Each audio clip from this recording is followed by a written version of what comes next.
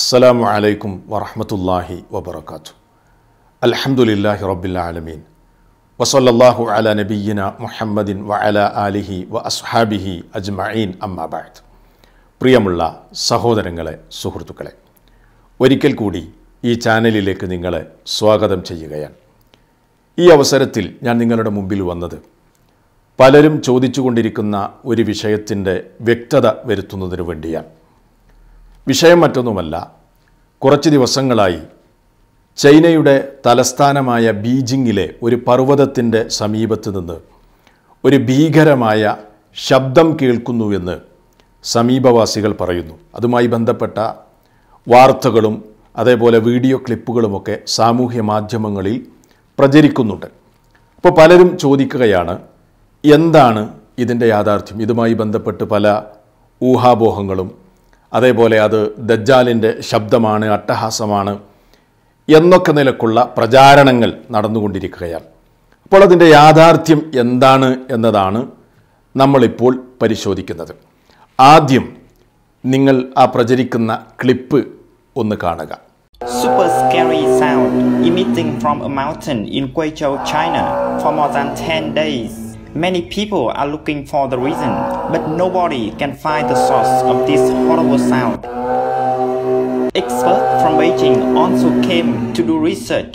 However, so far no one knows where the sound came from.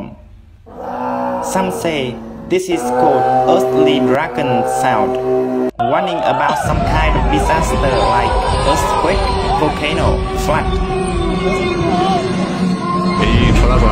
Some say the Bible also mentioned this sound. This is a signal warning that catastrophe is coming. Many say.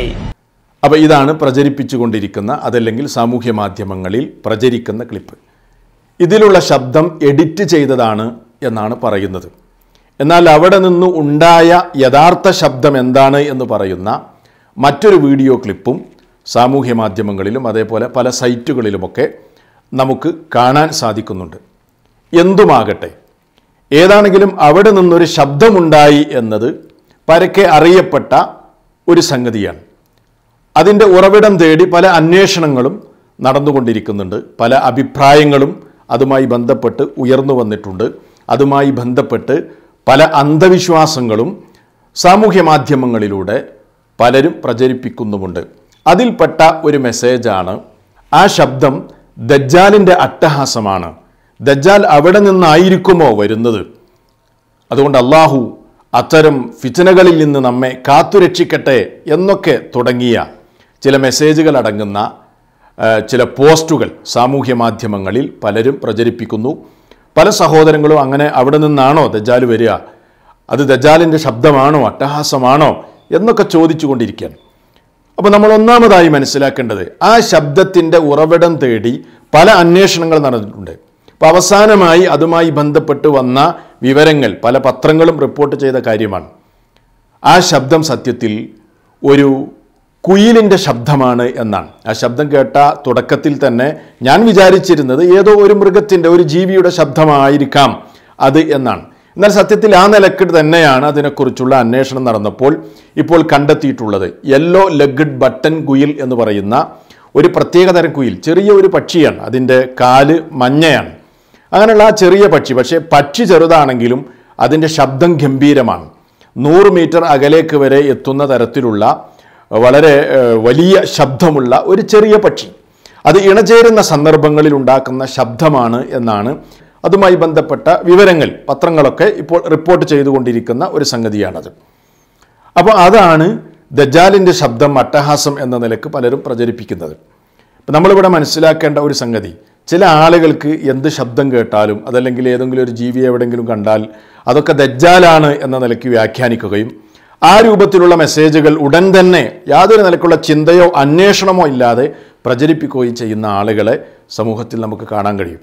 അതുകൊണ്ട് നമ്മൾ അത്തരം മെസ്സേജുകളിൽ വഞ്ചിതരാകേണ്ടതില്ല. പിന്നെ ദജ്ജാൽ വരും എന്നുള്ള കാര്യത്തിൽ മുസ്ലിമീങ്ങൾക്ക് തർക്കമല്ല, അല്ലേ? മഹാനായ നൂഹ് അലൈഹിസ്സലാം മുതൽ മുഹമ്മദ് നബി സല്ലല്ലാഹു അലൈഹി വസല്ലം വരെയുള്ള പ്രവാചകന്മാർ താക്കീത് ചെയ്ത, മുന്നറിയിപ്പ് നൽകിയ കാര്യമാണ് മസീഹു ദജ്ജാലിൻ്റെ ആഗമനം ഉണ്ടാകുമെന്നത്.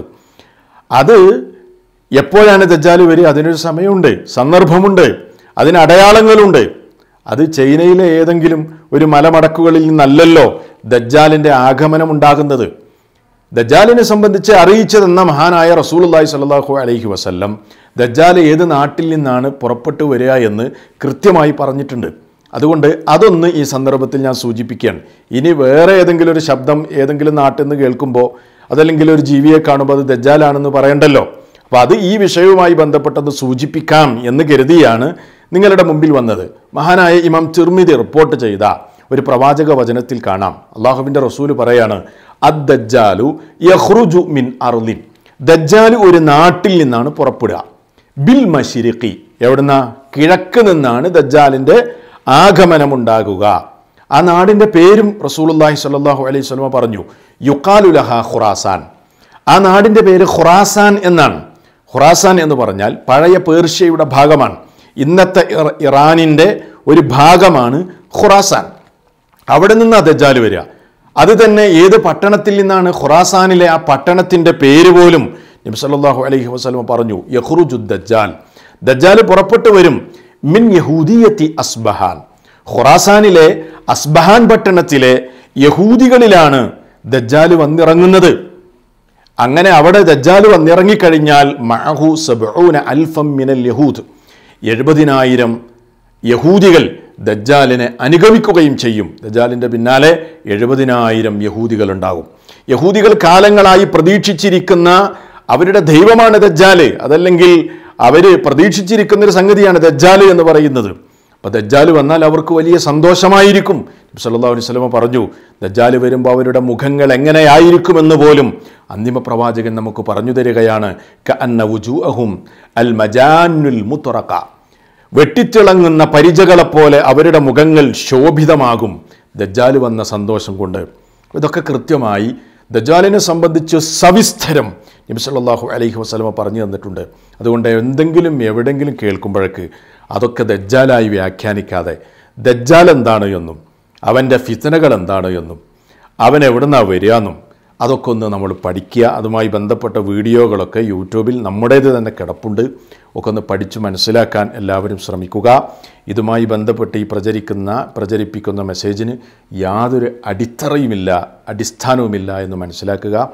ചൈനയിൽ നിന്ന് ശബ്ദം ഉണ്ടായിട്ടുണ്ട്, അത് ഈ കുയിലിൻ്റെ ശബ്ദമാണ് എന്നാണ് അതിനെ സംബന്ധിച്ച് ഓർമ്മപ്പെടുത്താനുള്ളത്. സത്യം സത്യമായി മനസ്സിലാക്കുവാൻ അള്ളാഹു തൗഫീഖ് നൽകി അനുഗ്രഹിക്കുമാറാകട്ടെ. വസ്സലാമു അലൈക്കും വറഹ്മത്തുള്ളാഹി വബറകാതുഹു.